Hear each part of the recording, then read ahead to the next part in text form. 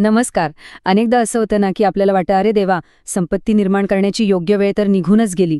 जर कुणालाही असं वाटत असेल तर आजचा हा भाग खास त्यांच्यासाठीच आहे. चला तर मग जाणून घेऊया की उशिरा सुरुवात करूनही श्रीमंत होण्याचं स्वप्न पूर्ण होऊ शकतं का? ही भीती खरं तर खूप लोकांच्या मनात असते. आपल्या आजूबाजूला लोक विसितच गुंतवणूक सुरू करतायत आणि आपण मागे राहिलो, ही भावना खूपच अस्वस्थ करणारी असू शकते, नाही का? चला, एक गोष्ट सरळ सरळ मान्य करूया. हो, सुरुवात करायला थोडा उशीर झालाय, पण याचा अर्थ असा नाही की आता सगळं संपलं. उलट, याचा अर्थ असा आहे की आता आपल्याला एक नवीन, अधिक स्मार्ट प्लॅन तयार करायचा आहे. तर उशिरा सुरुवात झाली म्हणजे खेळ संपला असं अजिबात नाहीये. याचा अर्थ फक्त इतकाच आहे की आता आपल्याला नेहमीच्या मार्गापेक्षा थोडा वेगळा, अधिक हुशार आणि जास्त शिस्तबद्ध मार्ग निवडावा लागणार आहे.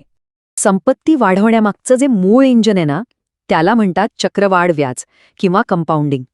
ज्यांनी लवकर सुरुवात केली त्यांना या वेळेचा खूप मोठा फायदा मिळतो.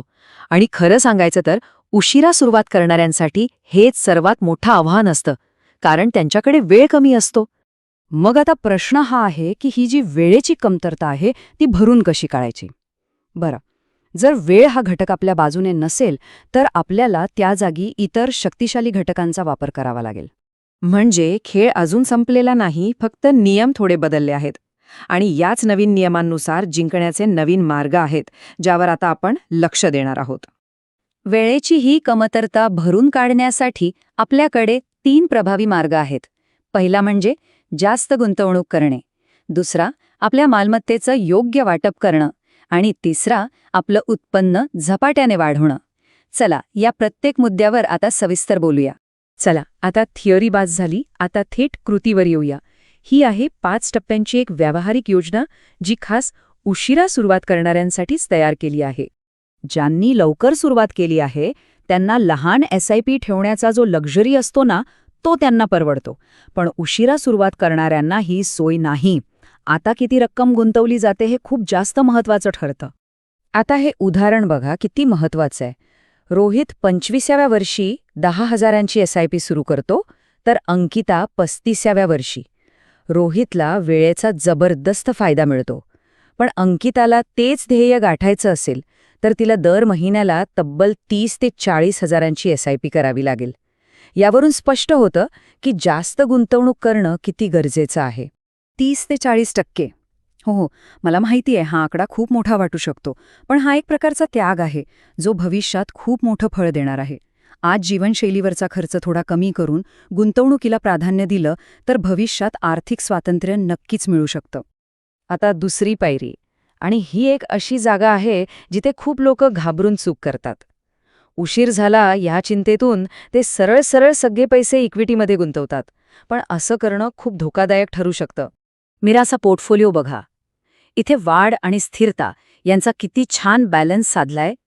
म्हणजे 60-65% रक्कम इक्विटीमध्ये वाढीसाठी, तर उरलेली रक्कम डेट आणि सोन्यामध्ये, जेणेकरून बाजारात घसरण झाली तर संरक्षण मिळेल.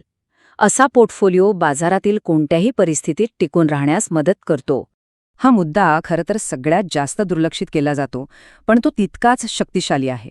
फक्त गुंतवणुकीवर अवलंबून राहण्यापेक्षा स्वतःचं उत्पन्न वाढवणं हे खूपच जास्त गरजेचं आहे. उत्पन्न वाढवण्याचे अनेक मार्ग आहेत.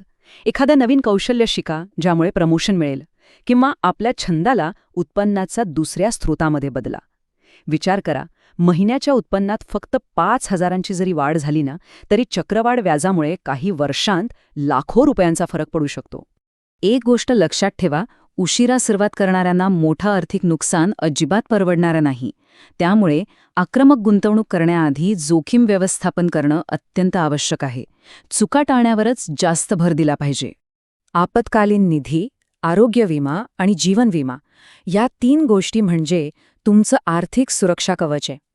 त्या तुम्हाला श्रीमंत बनवतीलच असं नाही, पण त्या तुम्हाला गरीब होण्यापासून नक्की वाचवतील. एक मोठं मेडिकल इमर्जन्सी किंवा अचानक नोकरी जाणं तुमच्या अनेक वर्षांच्या गुंतवणुकीवर पाणी फेरवू शकतं. आता शेवटची पण अत्यंत महत्त्वाची पायरी म्हणजे कुठेही कसेही पैसे टाकण्याऐवजी प्रत्येक गुंतवणुकीला एका स्पष्ट ध्येयाशी जोडणं खूप गरजेचं आहे. संजयचं उदाहरण बघा, किती स्पष्ट होतंय सगळं. घराच्या डाऊन पेमेंटसारख्या कमी कालावधीच्या ध्येयासाठी कमी जोखमीची गुंतवणूक, मुलांच्या शिक्षणासाठी संतुलित आणि निवृत्तीसारख्या दीर्घकालीन ध्येयासाठी आक्रमक गुंतवणूक. जेव्हा ध्येय स्पष्ट असतात तेव्हा निर्णय घेणं खूप सोपं होतं. ठीक आहे, आतापर्यंत आपण काय करायचं यावर बोललो, पण योग्य कृतीसाठी योग्य मानसिकता असणंही तितकंच गरजेचं आहे. चला तर पाहूयात यशस्वी गुंतवणूकदारांची विचार करण्याची पद्धत कशी असते. सगळ्यात पहिली आणि महत्त्वाची गोष्ट, सर्वोत्तम संधीची वाट बघत बसू नका, कारण ती कधीच येत नाही. आत्ता कृती करणं हे परिपूर्ण योजनेची वाट पाहण्यापेक्षा नेहमीच चांगलं असतं. बाजारात कधी घुसायचं आणि कधी बाहेर पडायचं या नादात पडूच नका. त्याऐवजी बाजारात दीर्घकाळ टिकून राहण्यावर लक्ष केंद्रित करा. लक्षात ठेवा, टायमिंग दी मार्केटपेक्षा टाईम इन द मार्केट हे जास्त महत्वाचं आहे.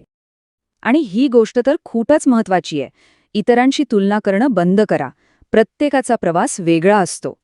ज्या गोष्टी आपल्या नियंत्रणात आहेत, जसं की आपली गुंतवणूक, आपले खर्च आणि आपलं शिकणं, फक्त आणि फक्त त्यावर लक्ष केंद्रित करा. आणि जाता जाता हा एक शक्तिशाली विचार नेहमी लक्षात ठेवा.